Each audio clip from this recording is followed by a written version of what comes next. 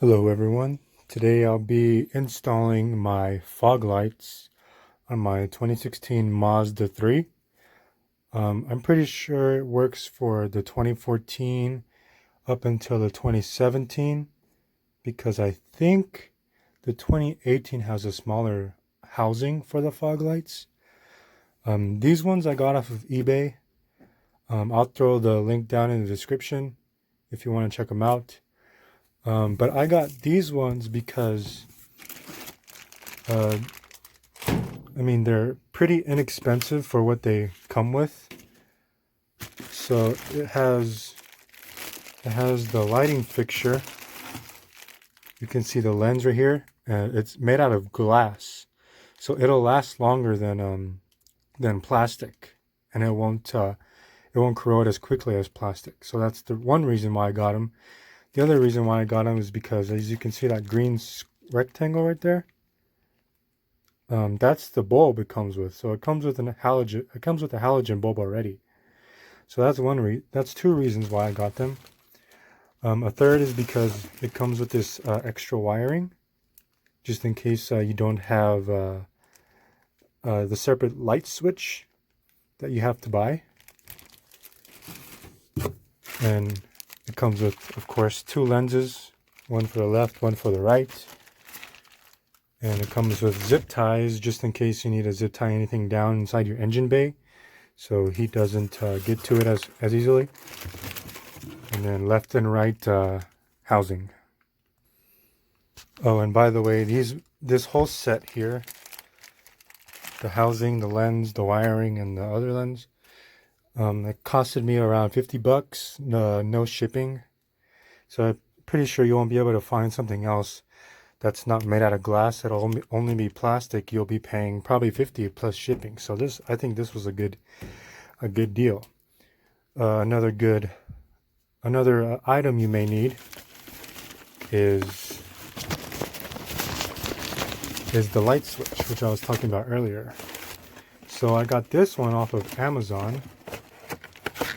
You'll need this if you don't have it already in your current car. It's just a brand new light switch. As you can tell, it has this part here, the off, and then the fog light switch. So the base model, the iSport, the iSport, which is what I have, it'll only have these ones over here. So you need this one itself so you can control the fog lights on and off. And I got this on Amazon for $35, I believe. That wasn't including shipping. I'll throw the link down in the description for this one as well. But just so you know, if you have a 2014 or 2017, 2015, 2016 Mazda 3, it's going to say that it does not work. But I'll do an install and I'll show you that it will work. So let's get to it. Really quick, before we get to the install, I wanted to show you guys how they look outside of their packaging. So this is one of the housings. As you can see, it has chrome trim right here, which I'm probably going to unclip from these clips and just plasti dip it so it's black. And then here's the other one. I'm gonna do the same thing. And then here is the fog light lens. You can see the bulb in there. And then here's the plug. It's 12 volts, 35 watts, H8. And I don't know if you can see on the lens right there, it has a notation for L, which means this one is the left housing, the left lens, and this one is the right lens. What's also great about this package is that it comes with screws. So as you can see, have to be screwing in some screws in 3 positions. 1, 2, 3. 1, 2, and 3. And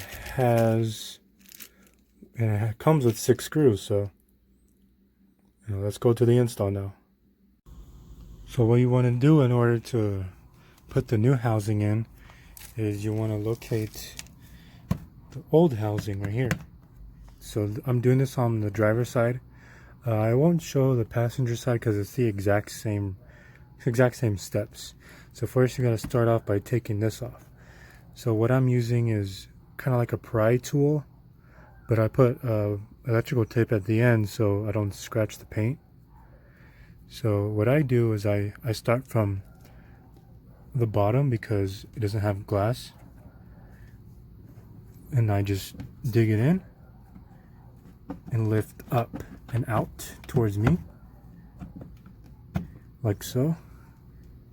And then once you see that these three are loose, you can just pull it and then fish your fingers through the bottom, or keep using the tool like that, and then take this housing out.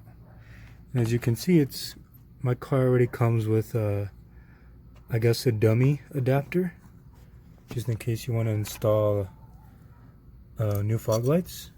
So then to get this off, there's a clip. There's a clip right there. I don't know if you can see it, but you press it in and it comes right out. So once you get the old housing out, you'll want to get the lens. So I have the left lens right now, which is for the driver's side. So you plug in here first. Let's see if that goes in.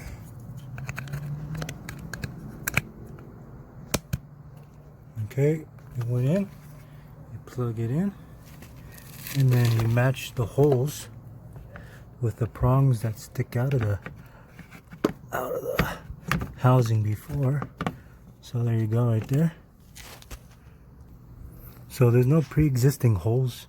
So you take one screw here, and then you, oh crap,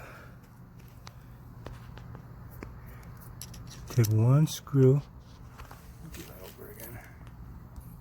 So you want to start off gently first, and this screwdriver is kind of dull, so just go until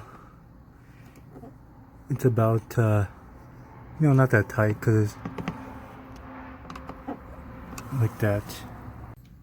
Once you got the lens installed, this is the old one, but I was having trouble putting this one in. But you'll want to start with the 3-prong side.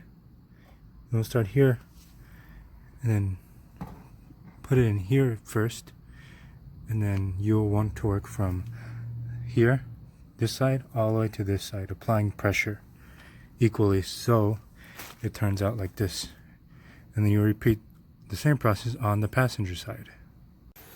So the next thing you want to do is you're going to remove this old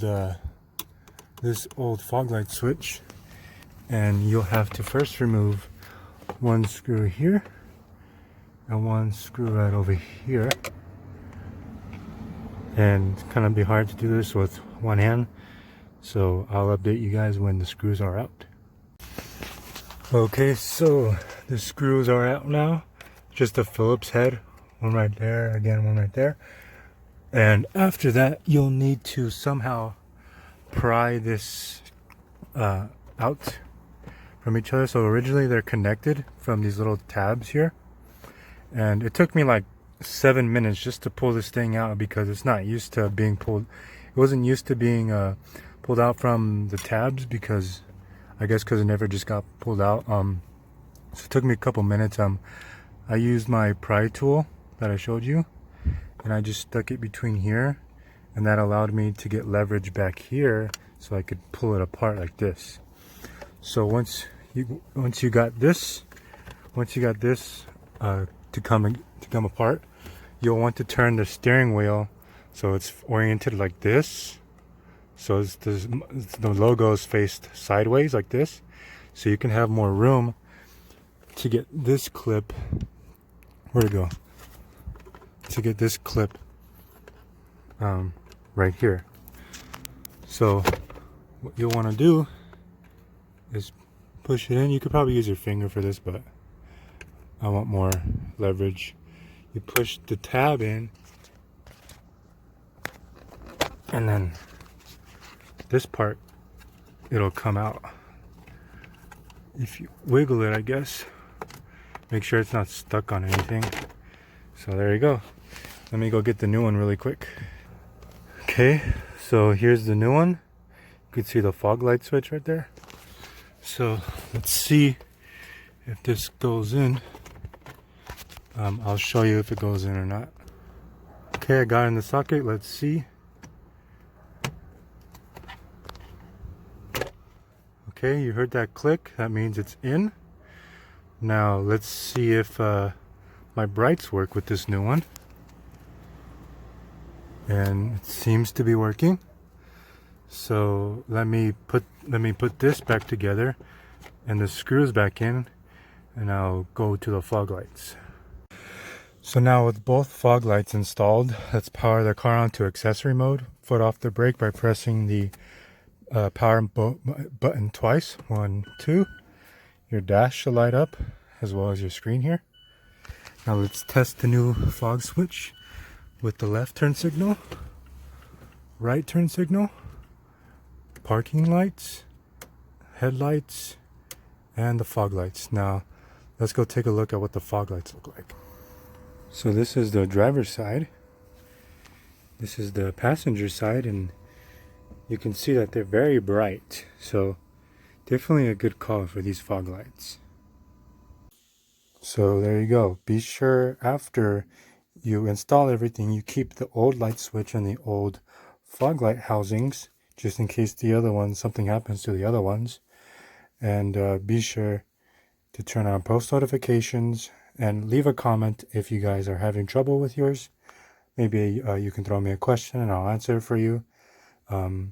If you have questions about the light switch or the housing or the lens or the bulb or, you know, whatever, your model, yeah, just if you have any questions, leave it down in the comments. And as always, smash that like button. And until next time, I'll get back to you. The next video, I'll test them on the road and show you guys how they look on the road. All right, see you guys.